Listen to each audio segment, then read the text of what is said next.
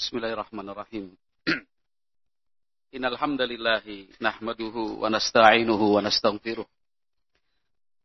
Wa na'udzu billahi min shururi anfusina wa min sayyiati a'malina. Man yahdihillahu fala mudhillalah wa man yudlil fala hadiyalah. Ashhadu an la ilaha illallah wahdahu la syarikalah wa ashhadu anna Muhammadan 'abduhu wa rasuluhu la nabiyya ba'dah. Qala Allahu azza wa jalla fi kitabihil karim, ya ayyuhalladzina amanu taqullaha haqqa tuqatih wa la tamutunna illa wa antum muslimun. Fa inna asdaqal hadits kitabullahi wa khairal huda huda nabiyyina Muhammadin sallallahu alaihi wasallam. Wa syarrul umur muhdatsatuha fa inna kulla muhdatsatin bid'ah wa kulla bid'atin dhalalah wa kulla dhalalatin finnari. Ikhwati fillah rahimani wa rahimakumullah.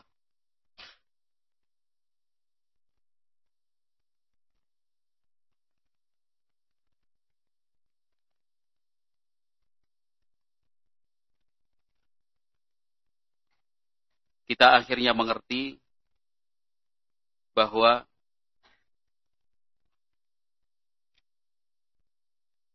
menyebarkan kebaikan tidak mungkin bisa dilakukan secara instan. Ingin serba cepat,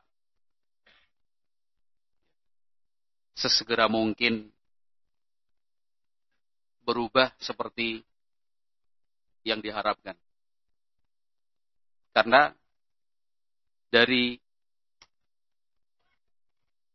perjalanan dakwah Nabi Muhammad SAW serta para nabi dan para rasul sebelum beliau, kita harus sadar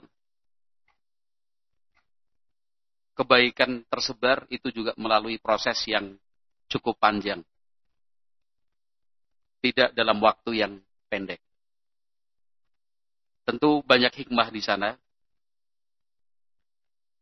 Di antaranya adalah untuk menguji kualitas dan kadar kesabaran. Demikian juga untuk meningkatkan untuk meningkatkan kualitas keikhlasan. Semakin lama akan semakin teruji kesabaran dan semakin lama akan terlihatlah siapa yang ikhlas dan siapakah yang tidak. Maka dari kehidupan nyata dalam keseharian seharusnya kita mengerti dan menyadari sekali lagi bahwa segala sesuatu ada proses yang memerlukan kesabaran. Menanam sebuah pohon dari pertama kali menemukan lahan, mencangkul dan membuat lubang, mencari serta memilih bibit, kemudian menanamnya di lubang itu. Tentu perlu waktu sampai tiba saatnya pohon tersebut berbuah. Lama dan tidaknya, berhasil berbuah ataukah gagal, banyak sedikitnya buah yang dihasilkan, serta berkualitas tidaknya buah yang dihasilkan, itu sangat dipengaruhi oleh kesabaran orang yang menanam. Dia harus bersabar untuk merawat, memberi pupuk dan mengairi. Dia harus sabar menanti dengan menyiangi rumput-rumput liar yang tumbuh di sekitar. Dia harus sabar untuk memupuk dengan beberapa jenis sesuai dengan yang diperlukan saat itu. Ketika sudah mulai berbunga, dia jaga agar bunga itu tidak jatuh berguguran. Setelah berbuah pun tidak dibiarkan. Karena banyak hama, demikian juga hewan-hewan yang bisa memakan buah yang ada di pohon. Sampai kemudian bisa dipanen. Maka perlu kesabaran memang untuk menanti sampai benar-benar berbuah. Sekali lagi kata kuncinya adalah kesabaran. Siapa yang kita contoh? Tidak lain dan tidak bukan. Dan beliaulah sebaik-baik contoh dan teladan, yaitu Rasulullah Sallallahu Alaihi Wasallam. 23 tahun lamanya. Itu bukan waktu yang sebentar. 13 tahun di Mekah. 10 tahun dilanjutkan di kota Madinah. Selama 23 tahun itu, Rasulullah Sallallahu Alaihi Wasallam dihadapkan dengan banyak kendala dan rintangan. Dari luar maupun dari dalam. Orang jauh juga yang termasuk kerabat dekat. Dari ucapan sampai tindakan dan perbuatan. Terang-terangan maupun main dari belakang. Sembunyi-sembunyi. Sendiri-sendiri juga sampai berkoalisi. Bergabungan antar kabilah dan suku.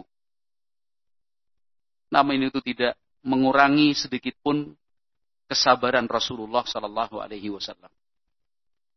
Tidak ada benci tanpa dendam.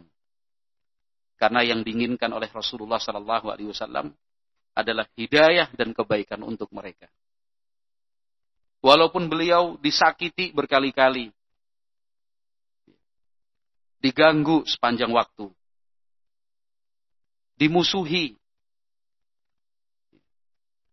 dan itu tidak pernah berhenti. Sedikit pun tidak ada di dalam hati Rasulullah Sallallahu Alaihi Wasallam untuk menyimpan benci. Justru beliau selalu berharap kebaikan dan mendoakan supaya mereka yang membenci itu mendapat hidayah dari Allah Subhanahu wa taala sehingga akhirnya bisa mencintai. Yang dulunya melawan didoakan oleh Nabi Shallallahu Alaihi Wasallam menjadi kawan. Yang dahulunya bersekutu, bersatu untuk membenci kaum muslimin dengan taufik dan hidayah dari Allah. Dengan sebab kesabaran Nabi Shallallahu Alaihi Wasallam, mereka menjadi bagian dari kaum muslimin. Ini yang perlu kita teladani dari Rasulullah Shallallahu Alaihi Wasallam. Tahun ke-9 Hijriyah disebut dengan Amul Wufud. Tahun berdatangannya utusan dari puluhan kabilah di Jazirah Arab. Sebagian ahli sejarah menghitungnya sampai lebih dari 60 kabilah. Dalam rentang waktu kurang lebih 1 tahun lamanya. Hari-hari itu adalah hari-hari sibuknya Rasulullah Sallallahu Alaihi Wasallam. Tepatnya setelah perang Tabuk. Sepulang dari perang Tabuk, di garis perbatasan terdepan, berhadapan-hadapan dengan kekuasaan dan kekuatan Imperium Romawi selama beberapa puluh hari. 20 hari kurang lebihnya. Di Tabuk, Nabi Muhammad SAW membuat dan mendirikan perkemahan. Pasukan Romawi yang mendengar itu memilih untuk mundur, tidak lagi mengganggu perbatasan, tidak lagi mengganggu kaum muslimin yang ada di perbatasan. Suku-suku Arab yang beragama Nasrani memilih untuk kemudian menghindar. Rasulullah SAW pulang dari Tabuk. Sejak pulang itulah utusan dari berbagai kabilah berdatangan untuk menyatakan Islam. Masing-masing kabilah ada ceritanya. Ada yang begitu mudah untuk masuk Islam, sampai ada yang mengalami dan terjadi perdebatan yang cukup alot antara Rasulullah SAW dengan mereka. Tetapi pada akhirnya, sebagaimana yang Allah firmankan, "Idza jaa nasrullahi wal fath wa ra'aitan nasa yadkhuluna fi dinillahi afwaja." Mereka pun berbondong-bondong masuk ke dalam Islam. Ikhwati fillah rahimani wa rahimakumullah. Di sini kita belajar bahwa menyampaikan kebaikan, menyebarkan dakwah, menuntut untuk bersabar hingga benar-benar berbuah. Dengan suatu keyakinan, kalaupun buah dari dakwah itu belum sempat dirasakan di dunia, maka sesungguhnya tidak ada kebaikan sekecil apapun itu yang sia-sia. Kalau di dunia belum sempat dia merasakan, maka besar harapan di akhirat nanti balasan itu akan dilipat gandakan. Karena yang dicari bukan banyaknya pengikut. Yang ditargetkan bukan bertambahnya titik-titik perkembangan dakwah. Karena tugas kita adalah fadzakir innama anta mudzakir lasta alaihim bimusaitir. Tugas kita adalah menyampaikan yang benar dengan cara yang benar. Tentunya berdasarkan niat yang benar pula. Dan itu semua, sekali lagi, kata kuncinya adalah kesabaran. Kita harus melihat bagaimana Rasulullah SAW sabarnya luar biasa. Kaum Quraisy adalah kaumnya Nabi Muhammad SAW. Menjadi kiblat dan panutan seluruh kabilah di Jazirah Arab. Karena mereka mengerti orang-orang Quraisy adalah anak keturunan Nabi Ismail alaihissalam yang mendapatkan keistimewaan untuk menjaga tanah haram berikut bangunan Ka'bah yang ada di sana. Kaum Quraisy adalah pihak yang paling terdepan memusuhi dan membenci Islam. Daftar kejahatan yang pernah mereka lakukan berderet dan sangat banyak. Namun Rasulullah SAW tidak pernah putus asa untuk mengharapkan kebaikan dari mereka. Sampai kemudian pada tahun 8 Hijriah, Nabi Muhammad SAW memimpin pasukan di bulan Ramadan. Makkah pun dikuasai dan ditaklukkan. Tidak ada benci yang terpancar, tidak ada dendam yang tersimpan. Beliau SAW memaafkan orang-orang yang sudah berkali-kali dan berulang-ulang menginginkan kehancuran dan kecelakaan. Rasulullah Shallallahu Alaihi Wasallam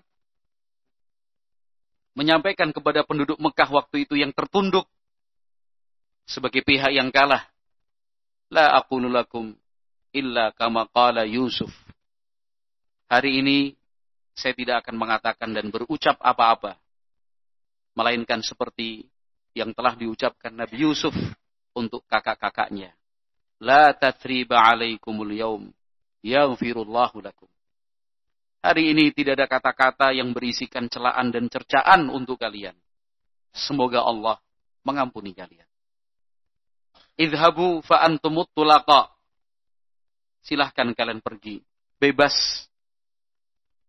Karena kalian adalah orang-orang yang merdeka dan tidak akan diganggu. Justru dengan sikap sabar dan maaf itu, penduduk Mekah pun menyatakan Islam langsung kepada Rasulullah Sallallahu Alaihi Wasallam. Berapa tahun itu? Berapa tahun? Kurang lebih 20 tahun. Masa penantian yang memang ditunggu-tunggu. Sekali lagi, tidak pernah putus asa Nabi Sallallahu Alaihi Wasallam. Tidak mengenal pesimis, menginginkan kebaikan untuk karib, kerabat, keluarga dekat, dan juga kaumnya secara umum. Ini yang harus kita tiru. Ini yang mesti kita teladani. Contoh yang lain adalah kabilah Thaqif yang tinggal di pegunungan tinggi di daerah Taif, kurang lebih 70 km dari pusat kota Mekah. Dari awal, orang-orang Thaqif menentang. Karena Thaqif adalah sekutu abadi orang-orang Quraisy. Apapun sikap Quraisy, itu pula sikap Thaqif. Walaupun pada akhirnya berbeda jalan ketika orang-orang Quraisy sudah menyatakan masuk Islam, baru beberapa waktu kemudian, kurang lebih 1 tahun setelahnya, barulah orang-orang Thaqif ikut menyatakan masuk Islam. Mereka menolak kedatangan Nabi Shallallahu Alaihi Wasallam saat berdakwah ke kampung mereka. Ditolaknya bukan ditolak halus, secara kasar Nabi Shallallahu Alaihi Wasallam diusir, diteriaki, dicaci maki dan dicemooh. Bahkan anak-anak kecil pun digerakkan dan diikutkan mencemooh Rasulullah Shallallahu Alaihi Wasallam. Dilempari beliau, sampai dalam sebuah riwayat disebutkan kakinya berdarah Sallallahu Alaihi Wasallam. Dalam situasi dan kondisi semacam itu, Allah Subhanahu Wa Taala mengutus malaikat penjaga gunung untuk memberikan bantuan kepada Nabi Sallallahu Alaihi Wasallam. Malaikat penjaga gunung menawarkan untuk menghancur leburkan orang-orang Thaqif yang telah berbuat kejahatan seperti itu kepada Rasulullah Sallallahu Alaihi Wasallam. Namun Nabi Muhammad mengatakan, la, tidak. Allahumma hdi qaumi fa innahum la ya'lamun. La'allallah an yukhrija min aslabihim man ya'budullah. Nabi Muhammad sallallahu alaihi wasallam tetap optimis dan besar harapan. Tidak, jangan lakukan itu. Ya Allah, berikanlah hidayah untuk mereka. Sesungguhnya mereka tidak tahu saja. Saya berharap suatu saat nanti ada dari anak cucu keturunan mereka yang beribadah kepada Allah Subhanahu wa Ta'ala. Didoakan hidayah. Dan itu kembali terulang ketika terjadi perang Taif. Setelah pasukan musyrikin, orang-orang Hawazin dan orang-orang Thaqif serta kabilah-kabilah kecil yang ikut mendukung dan membantu dapat dipukul mundur dan dikalahkan di lembah Hunain. Sebagian besar pasukan Hawazin dan Thaqif lari berlindung di benteng-benteng Thaqif di kota Taif. Nabi Muhammad alaihi salatu wasallam membawa pasukannya untuk mengepung benteng Taif. Tapi gagal. Tidak berhasil untuk ditaklukkan. Nabi Muhammad SAW meminta masukan dari seorang sahabat bernama Naufal ibn Muawiyah Ad-Dili. Seseorang yang cukup tua, berpengalaman dalam medan tempur, sangat paham dan ahli dalam strategi. Apa yang harus kita lakukan? Ma tara, apa pendapatmu? Kata Naufal bin Muawiyah Ad-Dili, mereka itu ibarat musang yang sembunyi di dalam sarang. Kalau mau dijagain, ya bisa ketangkap. Tapi kalau dibiarkan, tidak bakalan mengganggu. Artinya, sudahlah. Karena beberapa sahabat sudah gugur. Mengepung, dipukul mundur. Mengepung, dipukul mundur. Karena benteng-benteng Taif itu sangat tinggi. Di atas gunung-gunung batu. Maka Nabi Muhammad SAW memerintahkan para sahabatnya melalui Umar ibn al-Khattab untuk mengajak kaum muslimin pulang saja ke Madinah. Kaum muslimin waktu itu tidak langsung bisa menerima. Mereka bilang, narhalu walam yuftah alaina Taif. Masa kita mau pulang padahal Taif itu belum kita menangkan. Faqala Rasulullah sallallahu alaihi wasallam, maka Rasulullah sallallahu alaihi wasallam menyatakan, faghdu 'alal qital. Sudah, besok serang lagi. Faghadau fa asabatil muslimina jirahat. Esok hari benteng Taif kembali diserang. Lagi-lagi gagal.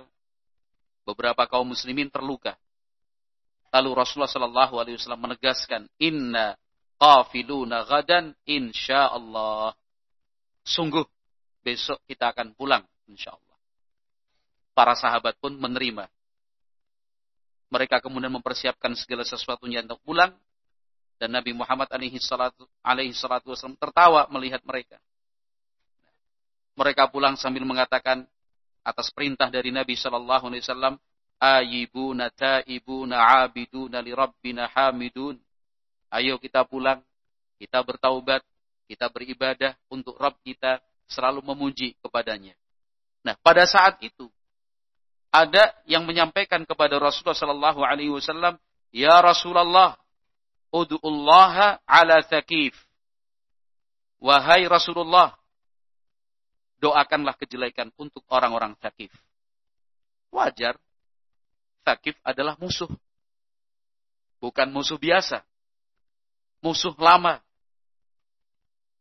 Thaqif itu bukan lawan seperti lawan yang lain.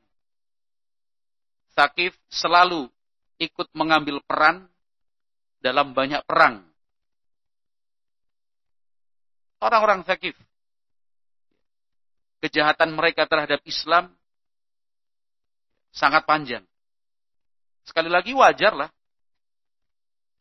Ketika ada yang mengusulkan Rasulullah, ud'ullaha ala Thaqif. Wahai Rasulullah, doakanlah keburukan dan kejelekan untuk orang-orang Thaqif. Tetapi Nabi Muhammad SAW mengajarkan untuk kita, bukan seperti itu caranya. Nabi Muhammad justru berdoa, Allahumma hdi Thaqifan wa'ti bihim. Nabi Muhammad justru mendoakan kebaikan untuk mereka. Ya Allah, berikanlah hidayah untuk orang-orang Thaqif. Bawa dan datangkanlah mereka suatu saat nanti. Optimisme yang luar biasa yang diajarkan oleh Nabi Muhammad SAW untuk kita. Jangan pernah kecil hati. Jangan menutup pintu kesempatan untuk kebaikan orang-orang yang kita cintai. Keluarga kita, orang tua terutama, saudari dan saudara, masyarakat dan tetangga, apalagi murid-murid kita sendiri. Jangan pernah putus asa. Ini contoh nyata dari Rasulullah Sallallahu Alaihi Wasallam. Dari awal dulu tetap berdoa, ya Allah berikanlah hidayah untuk mereka, karena mereka nggak tahu. Tetap saja memusuhi, selalu saja ikut dalam peperangan melawan kaum muslimin, membantu kabilah-kabilah yang lain. Sudah berapa sahabat yang dibunuh oleh orang-orang Thaqif?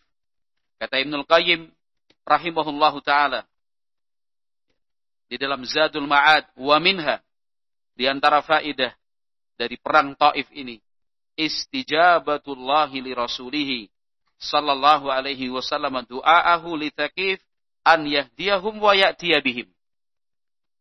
Ibnul Qayyim dalam Zadul Ma'ad mengatakan, di dalam kisah ini kita memperoleh suatu pelajaran penting, yaitu Allah Subhanahu wa taala mengabulkan doa Rasulnya sallallahu alaihi wasallam supaya Thaqif mendapat hidayah, agar Thaqif datang atas kemauan dan kesadaran sendiri menyatakan Islam.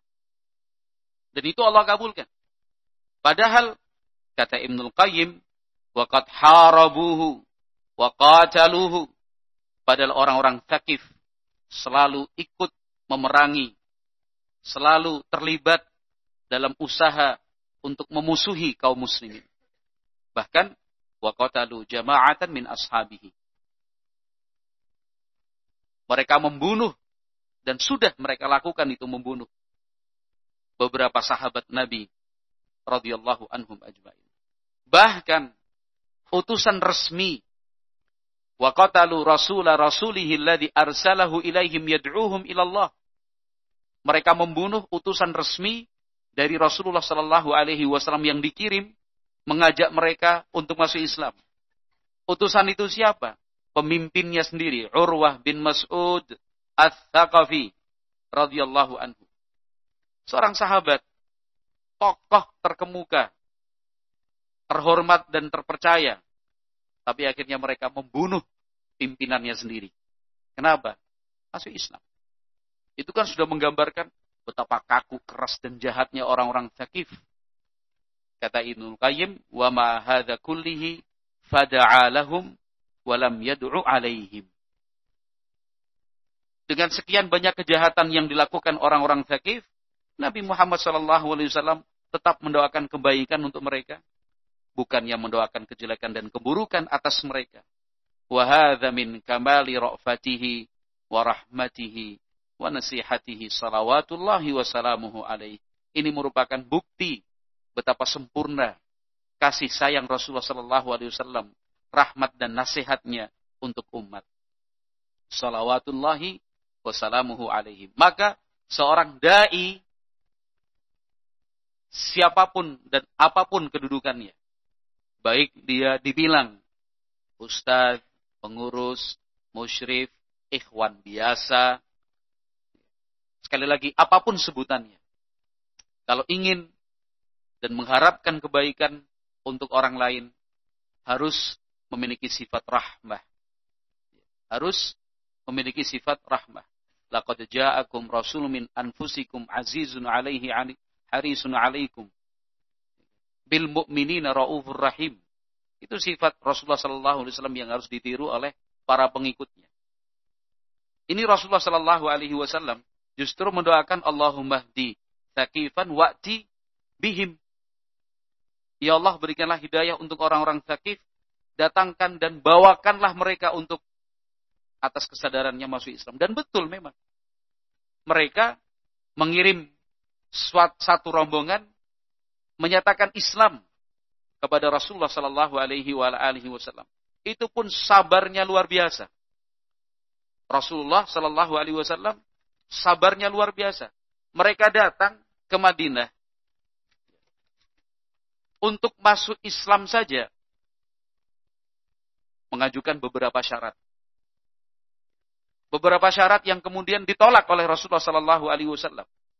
Mulai mereka meminta siap masuk Islam tapi tetap diperbolehkan untuk berbuat zina. Nabi Muhammad menolak. Mereka juga ingin masuk Islam tetapi riba tetap mereka jalankan, ditolak oleh Rasulullah sallallahu alaihi wasallam. Mereka meminta agar tetap diperbolehkan minum khamr, ditolak oleh Nabi sallallahu alaihi wasallam. Mereka minta agar tidak ada salat yang mereka kerjakan, ditolak juga oleh Nabi alaihi salatu wasallam. Tetapi ada hal-hal yang kemudian diterima oleh Nabi sallallahu alaihi wasallam. Al-Imam Abu Dawud rahimahullah, disebutkan oleh Ibnul Qayyim juga dalam Zadul Ma'ad, dari sahabat Jabir ibn Abdullah radhiyallahu anhuma qala ishtaratat Thaqifun 'ala an-nabiy sallallahu alaihi wasallam alla sadaqata 'alaiha wala jihada. Orang-orang Thaqif mengajukan syarat beberapa poin. Salah satunya mereka akan masuk Islam tetapi tidak mau membayar zakat. Mereka akan masuk Islam tetapi tidak mau untuk berangkat berjihad. Setiap kali permintaan itu diajukan, yang dua ini, tidak ada zakat, tidak ada jihad, Nabi Muhammad mengiyakan. Ya.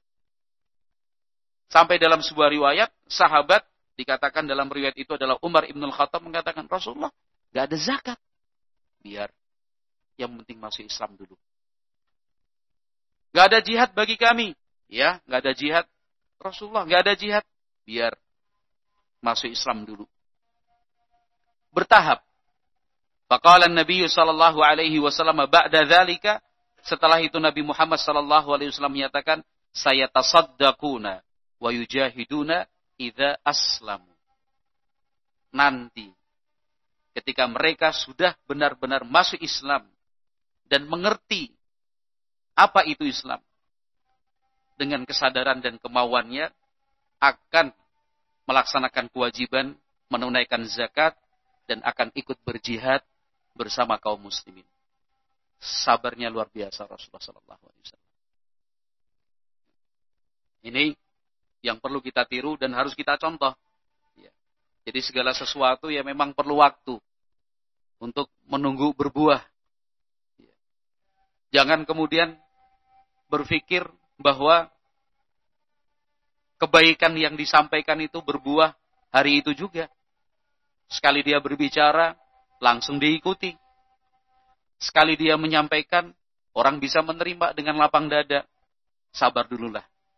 Karena Rasulullah SAW sebagai teladan kita, memberikan contoh bagaimana harusnya kesabaran itu dimiliki dan dipupuk. Baik, wallahu a'lam bishawab. Untuk sesi ini kita cukupkan. Kita akan lanjutkan pada sesi yang kedua setelah sholat isya nanti. InsyaAllah ta'ala. Baik, subhanakallahumma wa bihamdika. Asyhadu an la ilaha illa anta astaghfiruka wa atubu ilaik. Walhamdulillahi rabbil alamin.